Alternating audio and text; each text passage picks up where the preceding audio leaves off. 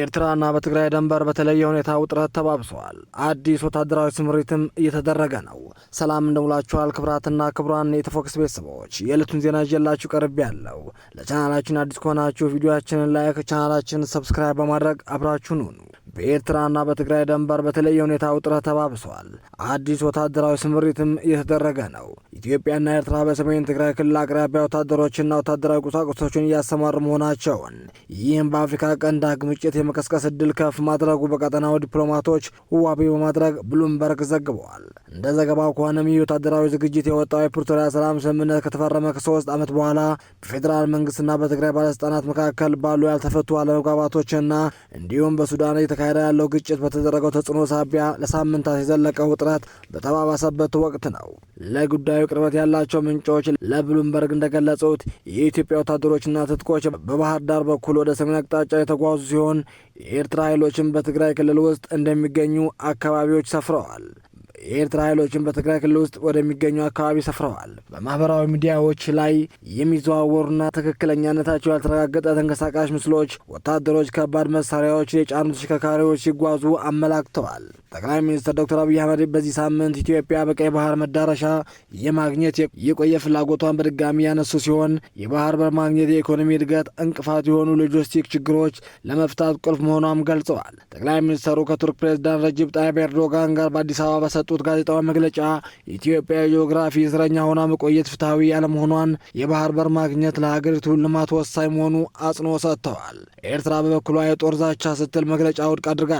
የኤርትራው ማስታወቂያ ሚኒስትር የማነ ገብረ መስቀል ሉዓላዊ ባህር በር ለማግኘት ግጭት እንደ መከራከሪያ ማቅረብ ዓለም አቀፍ ድጋፍ የላቸውም ሲሉም ለብሉምበርግ ተናግረዋል። ዘገባው ላይ አስተያየታቸውን የሰጡት ተንታኝ ጉዳዩ ሊባባስ እንደሚችል አስጠንቅቀዋል። በኦስሎ ኒው ዩኒቨርሲቲ ኮሌጅ የሰላምና የግጭት ጥናት ምሁር የሆኑት ኬትል ትሮቫል ገቢ ምክንያቶችን ከተፈጠሩ አዲስ ጦርነት ሊቀሰቀስ እንደሚችል ገልጸው የኢንተርናሽናል ክራይሲስ ግሩፕ ባልደረባ የሆኑት ማግነስ ታይለር በበኩላቸውም ሁኔታው በኢትዮጵያ መንግስትና በኤርትራ እንዲሁም በተወሰኑ የህወሓት አመራሮች መካከል ውጥረት የተባባሰ መምጣቱን የሚያንጸባርቅ መሆኑን ጠቁመዋል። ብሉምበርግ አክሎ እንደገለጸውም የ2022 በሰላም ስምምነት አተገባበር በተመለከተም በተለይም የተፈናቃይ መመለስ፣ በምዕራብ ትግራይ አከራካሪ ይዞታዎች ላይ ያለው ቁጥጥርና የፌዴራል መንግስት ህወሓት ኃይሎች ሙሉ በሙሉ ትጥቅ እንዲፈቱ የሚያቀርበው ጥያቄ አሁንም መፍትሄ ያላገኙ ነጥቦች ናቸው። በተጨማሪ በድሮን የሚታገዝ ጥቃት መፈጸማቸው፣ የኢትዮጵያ አየር መንገድ ወደ መቀለ የሚደረገው በረራ ለጊዜው መቋረጡና ወደ ክልሉ የሚገባው ነዳጅ አቅርቦት መስተጓጎሉ በቅርብ ጊዜ የተከሰቱ ውጥረቶች መሆናቸውም አመላክተዋል።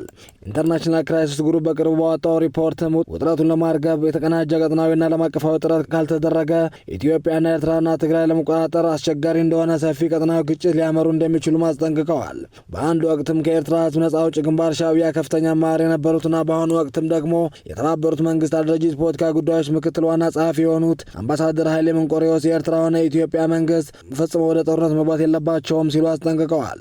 ወደ ጦርነት ከገቡም ሁለቱም ሀገራት የሚያወድም ሁኔታ ሊፈጠር እንደሚችል አስገንዝበዋል። የኢትዮጵያ መንግስት ለባህር በር ብሎ ኤርትራ የሚወር ከሆነም ኤርትራ የአፍሪካ ዩክሬን ልትሆን እንደምትችልና ይህ ደግሞ ግጭቱ የኤርትራና የኢትዮጵያ ብቻ ሳይሆን የቀጠናዊ ያደርገዋል ብለዋል። አምባሳደሩ አክለውም የኢትዮጵያ የቀይ ባህር በር ባለቤት የምትሆን ከሆነ ቀይ ባህር ቀጠና የሚመጣው ኃይል ሚዛን ለውጥ ሳዑዲ አረቢያ ጠንቅቃ ታውቃለች ሲሉም ተናግረዋል። ይህ ደግሞ ለእሷና ለብሔራዊ ጥቅሟ ጎጂ ይሆናል። ስለዚህ ከኤርትራ ጎን መሰለፏም የማይቀር ይሆናል ብለዋል። አምባሳደር ኃይሌ እንደ ኤርትራ ያለች ትንሽ ሀገር የአቅም ውስንነትና አነስተኛ የህዝብ ቁጥር ስላላት ነገሮች በሰላም እንዲያልቁ መግፋት ነበረባት ይላሉ። እኔ እንደማስበው ሁለቱም የራሳቸው ህልውና እየገፉ ነው። ችግር አያስከትልም ብለን ራሳችን መሸንገል አያስፈልግም። ነገር ግን መጨረሻ ወዴት እንደሚወስድ ስታሰብ ሁለቱም ወደ ግባቸው የሚያደርስ መንገድ አይደለም ብለዋል። በኢትዮጵያና በኤርትራ መካከል ሞቃቀር የመጣው የትግራይ ደም አፋሳሽ ጦርነት ካስቆመው ከፕሪቶሪያ ስምምነት በኋላም ቢሆን ጠቅላይ ሚኒስትር ዶክተር አብይ አህመድ የባህር በር ለኢትዮጵያ ህልውና ጉዳይ ነው ማለታቸው ተከትሎ አለመግባባት የተካረረ መጥቷል። አምባሳደሩ አሁን የሚታየው ኃይል አስተላለፍ በመተቸት በሁለቱም በኩል ያለው እንቅስቃሴ የጋራ ጥፋት እንደሚያመጣ ማወቅ አለባቸው። ጦርነት ከመጣ ሰው አልባ አውሮፕላኖች እንጠቀማለን ቢሉም በቀላሉና በአጭር ጊዜ ለሁለቱም ድል ይመጣል ብሎ ማመን አይቻልም ብለዋል። ግጭት ከተነሳ ቀድሞ የሚጎዳ ሁለቱም ሀገራት ህዝቦች መሆናቸው የተናገሩት አምባሳደር ኃይሌም አሁን ሁሉም በየፊናው እያጨበጨበ በየራሱ መንገድ የየራሱ መንግስት ጠበቃ ከመሆን ይልቅ ጦርነቱ ለማስቀረት መስራት ነው የሚጠቅመውን ብለዋል።